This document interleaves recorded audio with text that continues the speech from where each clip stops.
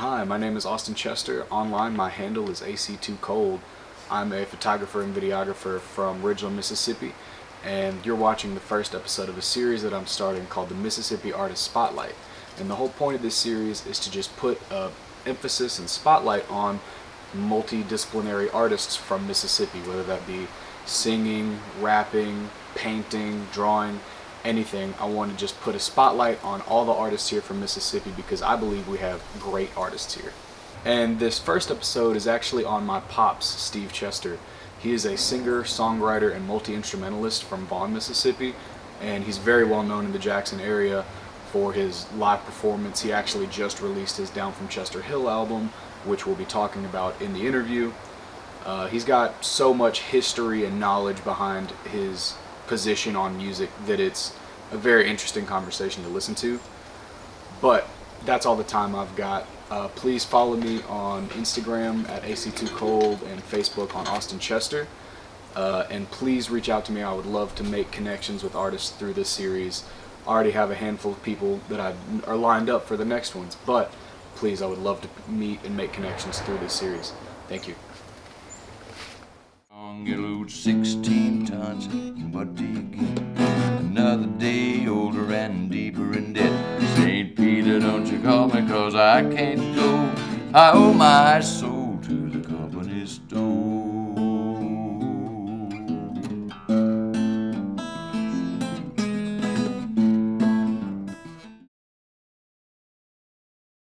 So I guess we'll just get straight into the interview section, and then from here we'll do a live performance afterwards. Sure. Where did you grow up? Where were you born? Well, I grew up in Yazoo County in a little community called Vaughn. Once it was a town around the turn of the century, 100 years ago. It had 2 or 3 stores, a drugstore, a hotel. I think it had a little saloon and a depot where the train stopped. And the people of Vaughn voted for the old U.S. Highway 51 not to come through Vaughn, so they put it on the other side of the swamp. And about that time, the trains started going down, so did Vaughn. And Vaughn disappeared, and there's not much of anything left to it now, but a few houses and a few rundown buildings, and that's it. So you'd give credit to Von Dyen for them choosing not to run 51 through it? Yeah, that makes and a lot of sense. that's not the 51 that's out there right now, which is old, but it's an older U.S. Highway 51, which there are remnants, bits and pieces of it, throughout the South. How would you say your experience growing up in Vaughn was, and like what time period was that? Like the 50s, 60s? Yeah, since I was born in 1948. I grew up in the 50s, and I graduated from high school in the late 60s. So it was definitely a rural situation. I went to a consolidated school, Benton School, which was first through the 12th grade. There was no such thing as kindergarten for us back then, but it was all on the same campus. The 1st grade through the 6th grade, and then the 7th grade through the 12th grade was in another building completely, the junior high and the high school. It was small. Yeah, I've definitely come to realize that's more of a older generation thing. There's not really any schools that I know of nowadays that are 1st through 12th. It's all real designated. It's all gone. It's all gone. It's an era gone by. Yeah, it makes sense for like a older, smaller town. You didn't necessarily have the funding for 3 different schools and 3 different sets of teachers, and it was itself consolidated. So it went. It pulled in a few other schools, like there was a school in Eden, which is up north of Yazoo City, and I don't remember what all schools, but Eden consolidated while I was going to school there. I was in the 5th or 6th grade when Eden shut down, and all of Eden's few students came to Benton. But it had consolidated from previous years. Would you say your school experience or school age experience was generally enjoyable? No, not particularly. How come? Well, it's just there was nowhere to go, and I was one of those kids who I lived out in the country and I wanted to go somewhere, and I lived too far and didn't have any buddies and friends I could go and talk to and be there. So I was ready to go. I was ready to go. Yeah, it's not like you can't just walk a mile to get wherever you need to go if you're No, very far removed from the You city. couldn't even ride a mile to get to where anybody else was. Would you say in high school is when you really started to pick up your interest in music? Or at what age, really? Well, when I was a child, my father used to come I had 3 brothers, and 2 of them had been born. The last one had not yet. But he used to come into our room late at night and sit down and play his guitar and sing us all these country and western songs, mostly western, mostly Texas songs, cowboy tunes, but they were sad things, and we'd cry ourselves to sleep with him playing his guitar and singing. And he loved it. He loved to see us cry ourselves to sleep. Yeah. And so that was the first influence, and I guess I picked up the guitar coming out of the in the 3rd grade or the 4th grade. I don't remember. It's been a long time. And then right after that, my brother Mike, who was about a year and a half younger than I did, picked it up too. And we started playing together in the 5th and 6th grade, and we went out and ventured out and played little private parties and stuff all the way through high school. So you started gigging in high school? Yeah. Wow, that's early. In high school, yeah, it's real early.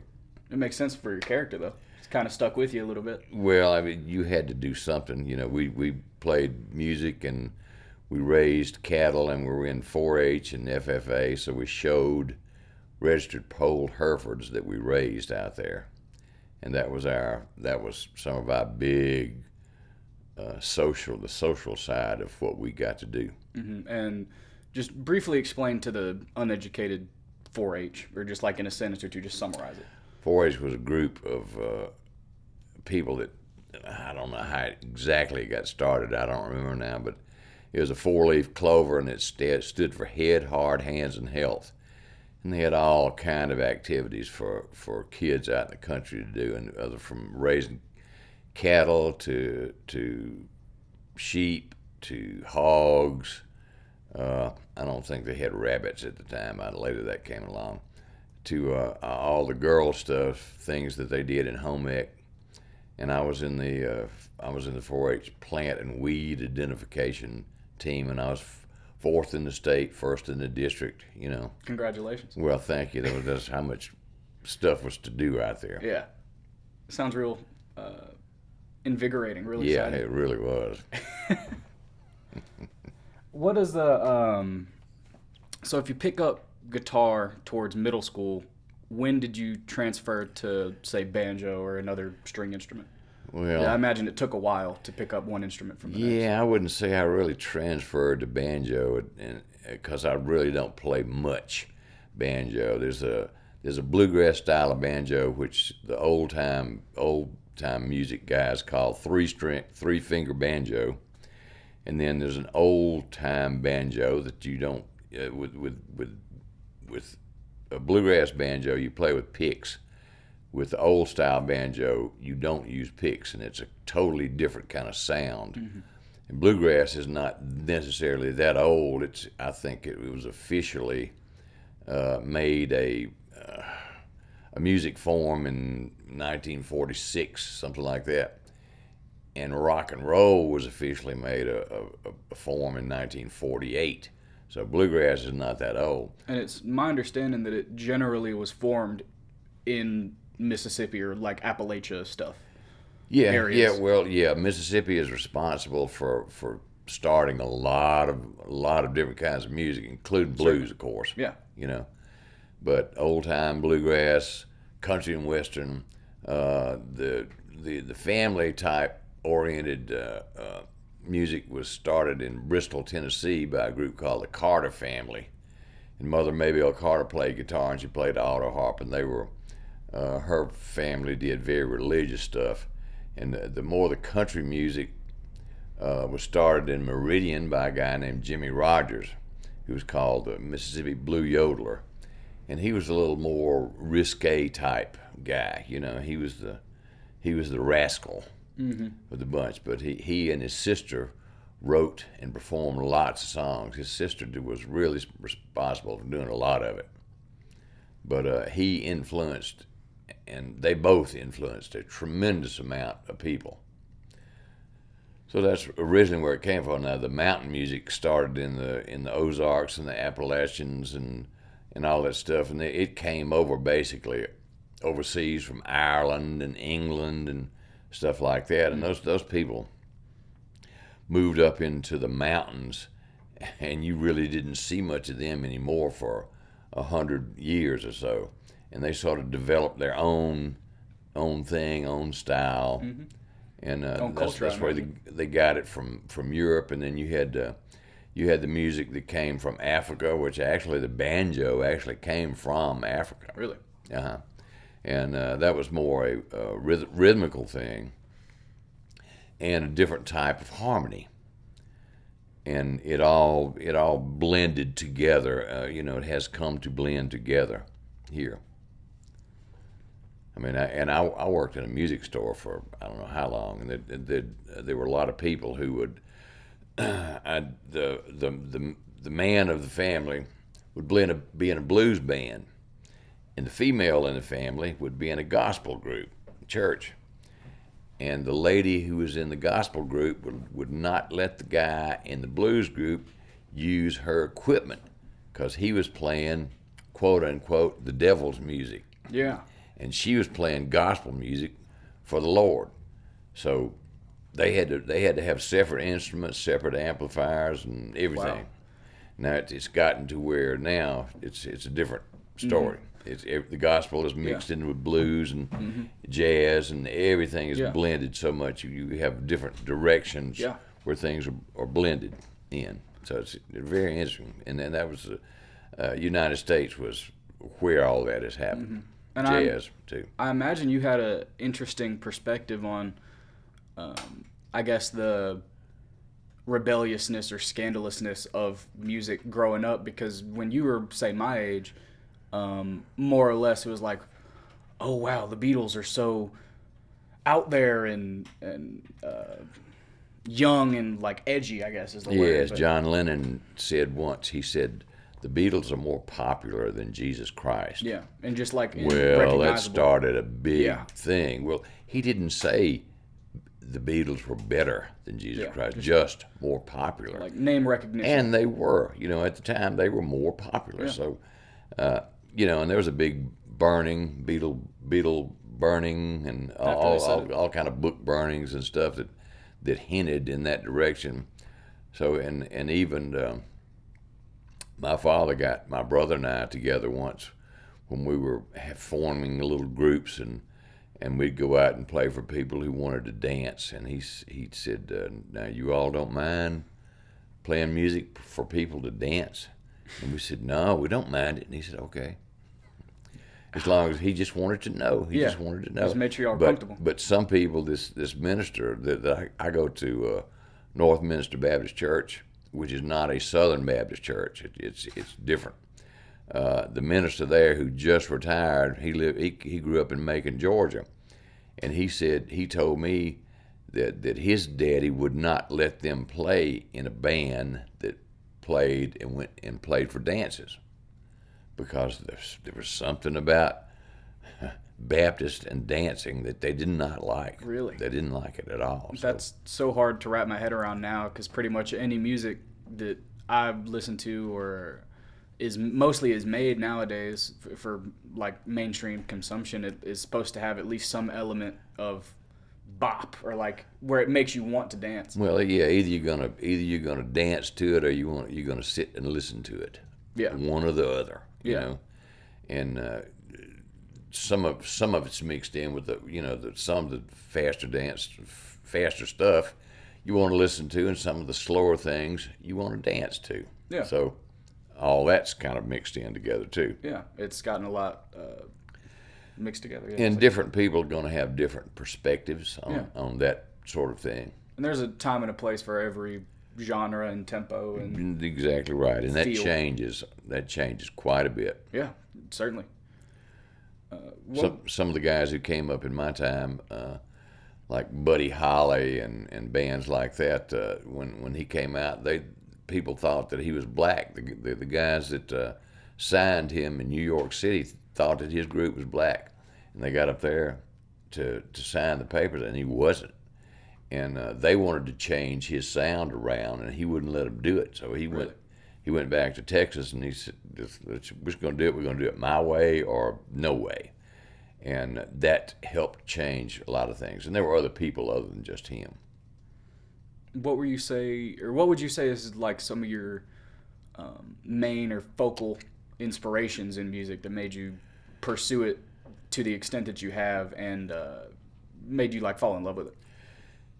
Well, the Beatles were definitely a big influence, but before them, there were groups like the Everly Brothers, Don and Phil Everly, who did a lot of harmony stuff, and they were called rockabilly, which is a combination of rock and roll and hillbilly. That's a hell of a combination. Yeah, oh yeah.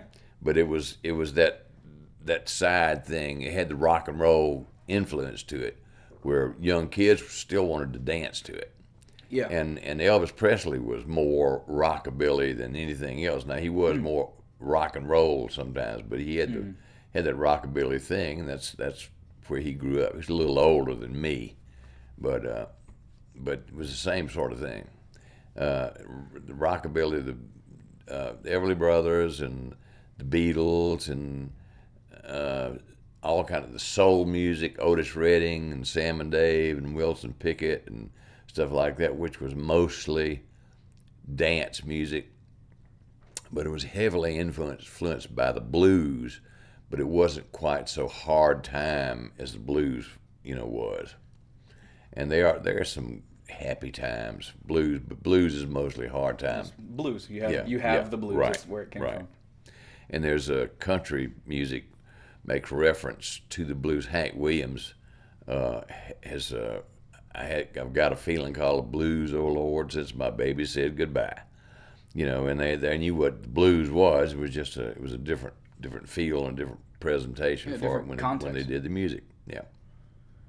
What would you feel like are some of the highs that you've had in pursuing music? Oh, in music, I guess the one would be an album that I cut with a band out in Houston, Texas called Medicine Wheel.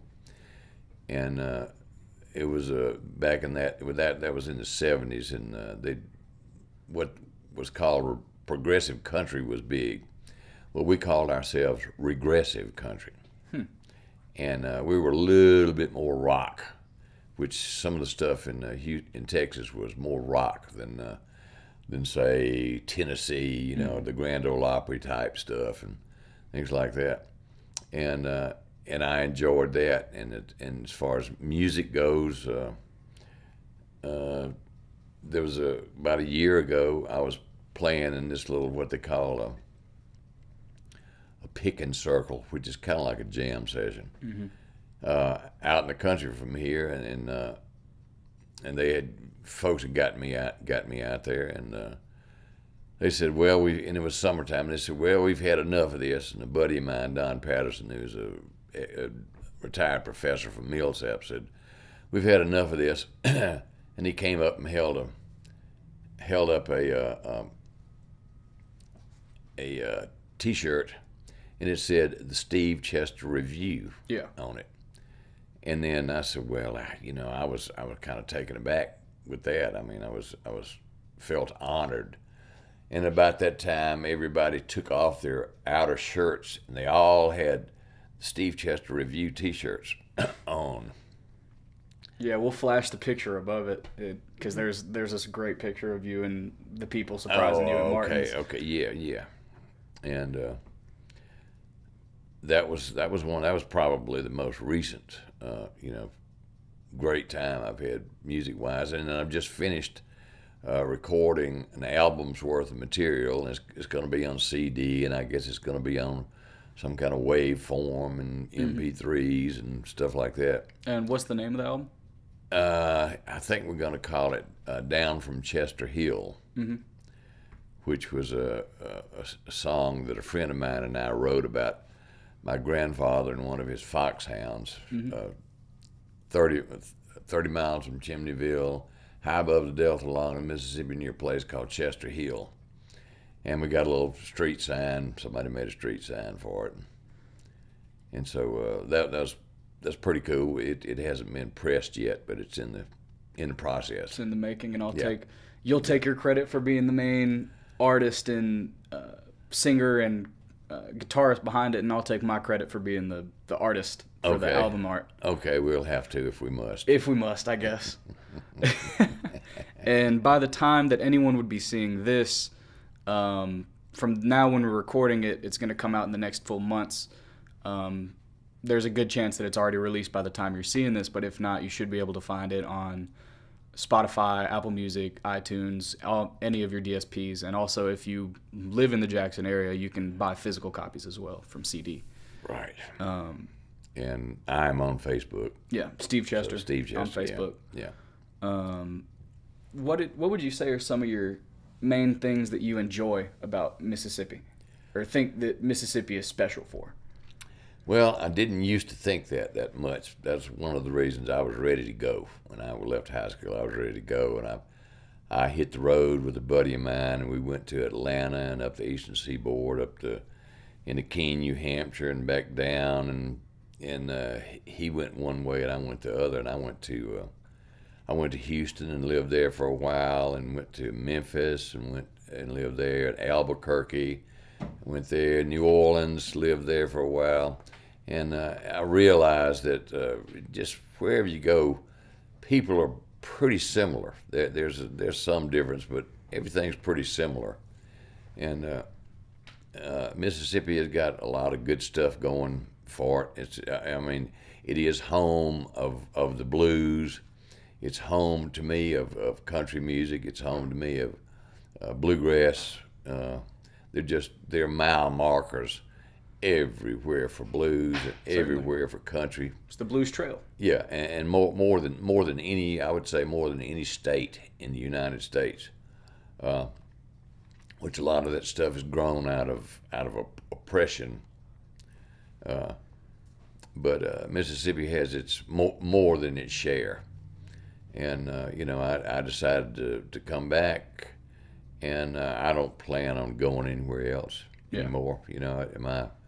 My traveling is done. Yeah, you're settled down here? Yeah. I like it, but there will be a day where I'm not here. But this is not today and it's not tomorrow. So. Well, Thomas Jefferson said one part of education is travel.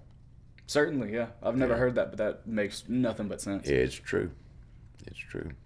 To kind of counteract the last question from what you liked about Mississippi, what do you dislike about here? What was kind of when you were talking about wanting to be an antsy to leave when you were younger, more so than just couldn't go to the friends, like what was some of the things pushing you out that you disliked, and even now still? Prejudice and bigotry and things like that were things that I couldn't stand. I grew up with it, and I saw it everywhere. I was a part of integration when it came along. So how far did you go in school segregated? I went through high school segregated. Probably a couple of years after I left high school, they integrated the high school. And with mine, they just completely shut it down, and they started an academy. They shut down the whites only school and made a new school for everyone to go to? Yeah, they made a new school for all the whites to go to school. The academy. And they left the public school for African Americans and whoever else to go there.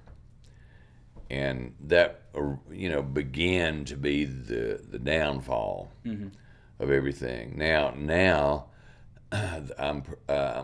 the way I understand it is the academies have their occasional black people who go to school there.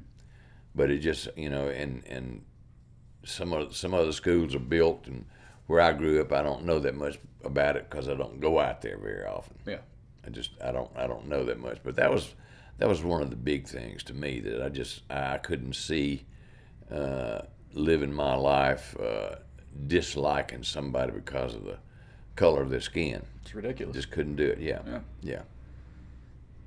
It's hard for me to wrap my head around at times that Because when we grew up in schools, it was all textbooks hearing about segregation and pictures, and it's all black and white and this and that, and it just seems so dated, but it really puts things in a context time-wise that, like, you lived a significant amount of your life in segregation. Yeah. And you're still here. It's really hard for me to wrap my head around. Black people were really oppressed.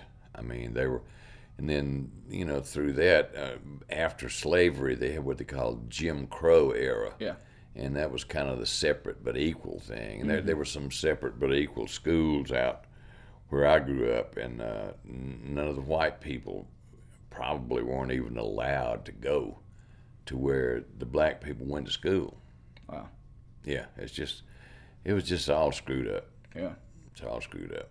And it's taken, and is still taking the Afro-American culture to catch up, because they were oppressed for such a long time. Yeah. Catch up is the right way to say it. Yeah. It's an unfortunate truth. Yeah. The truth is very what it is. unfortunate. Very unfortunate. And it only makes sense for wanting to get out of here, especially because that's pretty much the peak of it, is when it was at its worst when you were here. And this was a peak area for it, too. Right. It was, as far as I was concerned, it was horrible. And I didn't want anything to do with it. Yeah. And I wanted to go somewhere where that didn't happen that often. But a lot of the places I went to around the country, there were still pockets of that sort of thing, you know. It was still there. And it still is now. Yeah. But just not it is as intense, or at least publicly as intense. Yes. Thank goodness it's getting better. Yeah, seriously. I mean, the school that I went to in high school was majority black, and, like, I really enjoyed it. I'm glad that was a thing. It's the complete opposite experience that you had growing up, too. Exactly. Really like the genuine... America's supposed to be a melting pot, but it's more like a salad bowl where everything's just kind of touching, not fully together, but it's mixed next in to each other, and you're familiar with everything. You've got different cultures, and to me, you want to hang on to some of the cultural things that you have. You don't want to lose those things that made a culture a culture. Yeah, and to pull back to the Thomas Jefferson quote, you don't have to travel to talk to someone who is from a different culture that you would have to travel to understand. Yeah. If you just become friends with them and travel through talking to them and their experiences and such. That was a little bit of a tangent, but a good one. I really enjoyed that. That was really good. Good.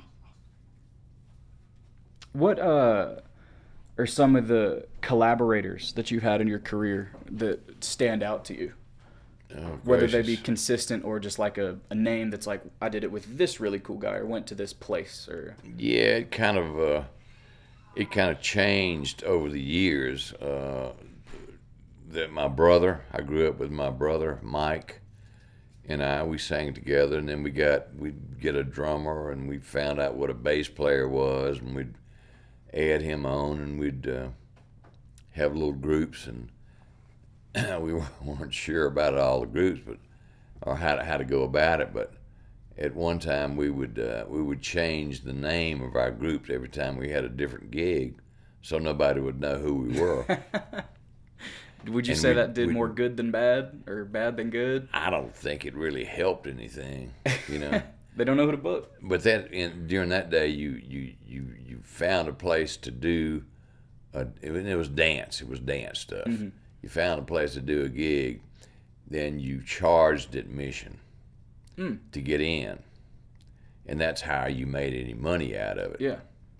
And they used to call it, say it would be $2 or $3 stag or drag, and stag meant you were by yourself. Drag meant you had a date. And sometimes it was, a little dollar more if you had a date, but yeah. But that's how you made money. Yeah. It seems you did good enough at that. You made it to this point doing it. Yeah, I was able to, and I don't know whether I was gifted or robbed on that, but I made enough money to keep going, to make a living for a long time playing music. Mm-hmm. Where most people don't. They either make it real big low. they don't make it at all and they have to get out. Yeah. And I was kind of in between. I was good enough to keep going with it and make music and make a living. And so I did, as long as I could do it. And that's a lot of people's dreams. Yeah, it is. It's a real. It sure is. I mean, of course, every person has ups and downs, but I mean, I imagine that's a real enjoyable career and lifestyle to have, because it's something that music is just universal language. Like, it speaks to you, your core. It definitely has its struggles. Certainly, If I had to do over again, I'd do it a little bit different way. Mm-hmm. But I mean, it definitely has its struggles. But a guy, I couldn't see myself, and I have no opposition to it. Some guy working on the assembly line, say out at Nissan or something. Mm-hmm. I have nothing but respect for that guy. He can do it. He can earn a living for his family and do that and make good money and do the same thing over and over again. And I couldn't do that. I just couldn't do it. I had to get out and do it on my way, so to speak. Yeah. And this is a good question that we can wrap up on, and it's kind of a loaded one. But what is your message, that if you just had one thing that could be put on a worldwide audience for everyone to hear, what is something that you feel like the world should hear? Well, it's kind of sort of that same old thing, and it's not exactly find something you like doing, and if you like doing it, you'll never work a day in your life, because even if you like it, you will work, but find something that you like doing and then work at it. Put your mind and your heart and your energies toward it, and be the best that you can be with it, and just keep going with it. But it has to be something that you like doing, that you enjoy and you like doing. I guess that would be my message. There you go. And from here, we will go to the live performance. Thank you so much. Okay. Well, thank you. Thank you, son. Here's a song in the old black spiritual genre. Don't know who wrote it. Maybe nobody knows who wrote it. But you can hear a lot of black churches do it, and also a guy named Ry Cooter does a real good job. And looks like I'm going to do it too.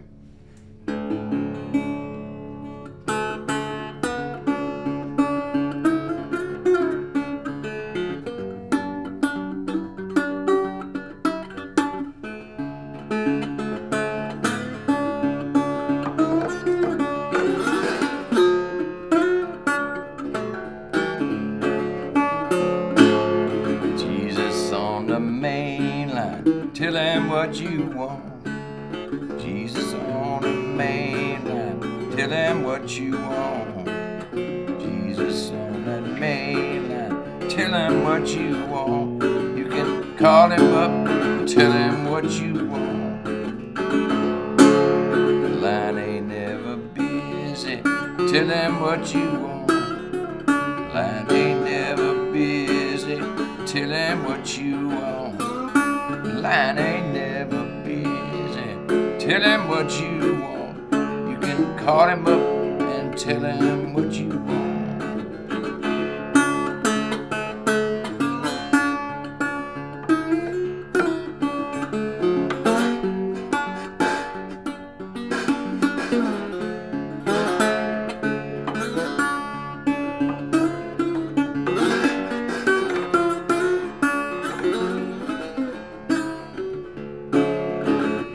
Tired and weary, tell him what you want.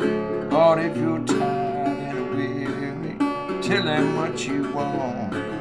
If you're tired and weary, tell him what you want. You can call him up and tell him what you want. If your soul's in danger, tell him what you want. If your soul's in danger, tell him what you want. If your soul's in danger, tell him what you want. You can call him up and tell him what you want.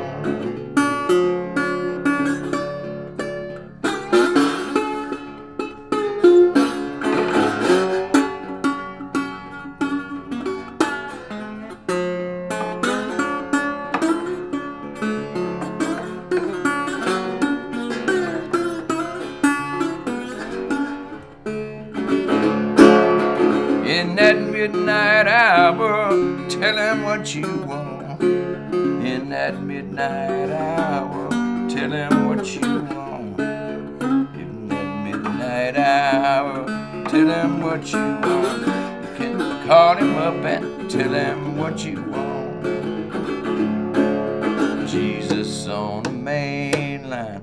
Tell him what you want. Jesus on that main line.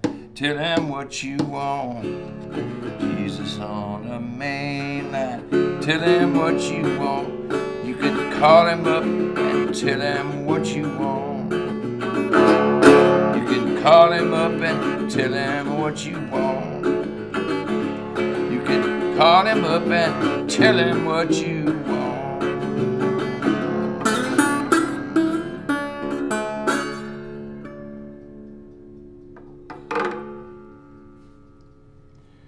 Alright, that was also done in open tuning, and I was playing a slide, using a slide on it.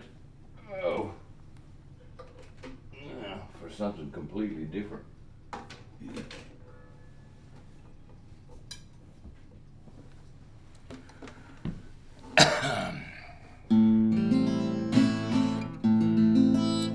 You noticed I was finger picking that song. This particular one was written by a guy named Merle Travis back in the probably maybe late 30s, early 40s.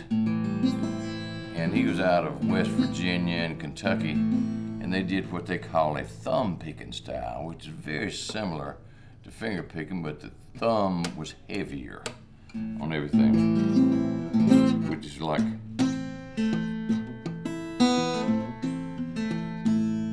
more like that. Anyway, Merle Travis was a really good songwriter, and this is one of the songs he wrote. A guy named Tennessee Ernie Ford covered this in the 1950s and had a big hit on it, which was Merle Travis's biggest hit too. It's about working in a coal mine.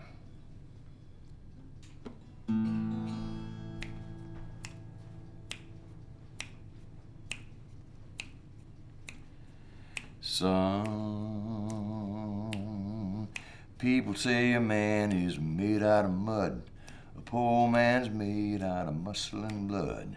Muscle and blood and skin and bones, a mind that's weak and a back that's strong. You lose 16 tons, and what do you get? Another day older and deeper in debt. St. Peter, don't you call me, 'cause I can't go. I owe my soul to the company store.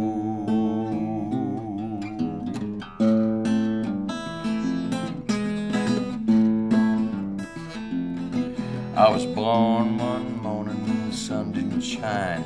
I picked up my shovel, I walked to the mine. I loaded 16 tons of number 9 coal, and the straw boss said, well, bless my soul, you load 16 tons, and what do you get? Another day older and deeper in debt. St. Peter, don't you call me, 'cause I can't go. I owe my soul to the company store.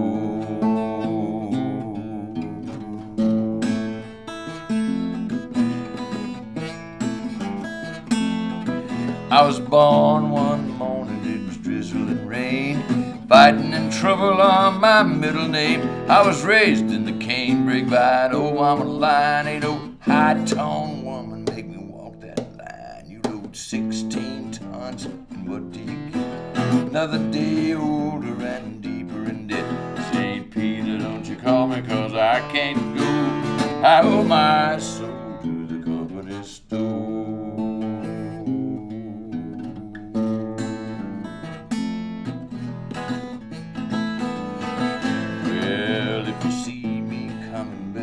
Step aside. A lot of men didn't, a lot of men died. One fist of iron and the other of steel. If the right one don't get you, then the left one will. You load 16 tons, and what do you get? Another day older and deeper in debt. St. Peter, don't you call me, 'cause I can't go. I owe my soul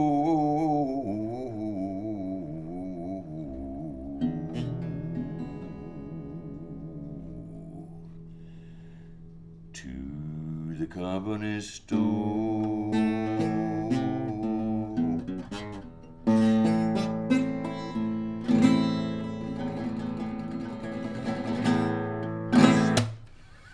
All right. And now, for the big finale, a modern day tune written by a friend of mine, Don Patterson, who's still a Methodist minister, but he's a retired professor from Millsaps. And he wrote this blues song. It's kind of unusual thinking about a minister writing a blues song, but it's true. But this is called the Everything's Pleasing, No Good Reason Blues.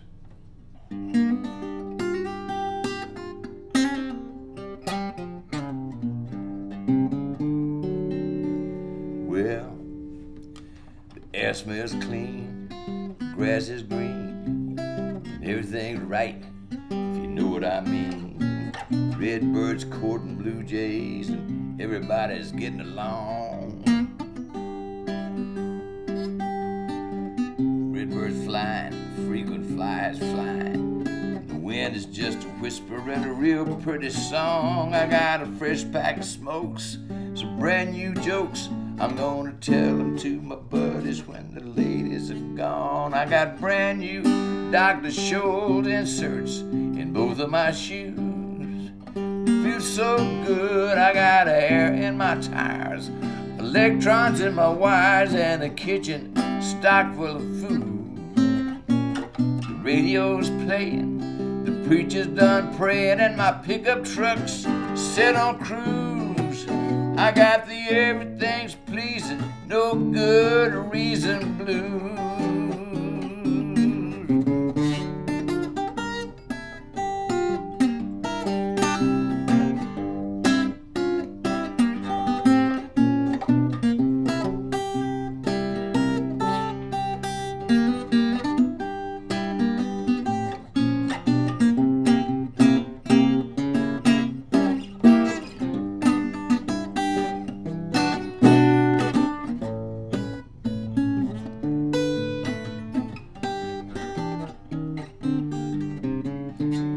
Jelly jar was shaking. I had some biscuits and bacon. The coffee pot still perking away.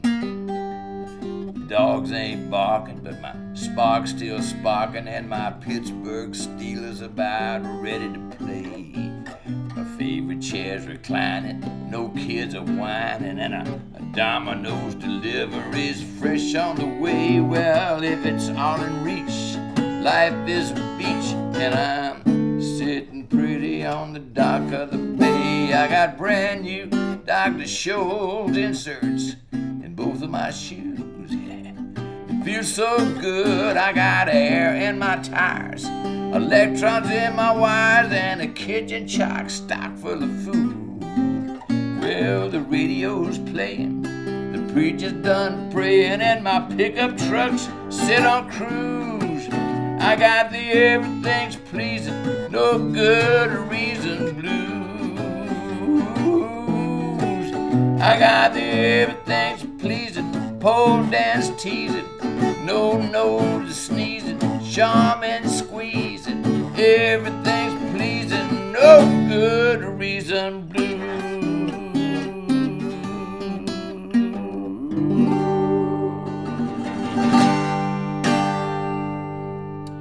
And that's all for today.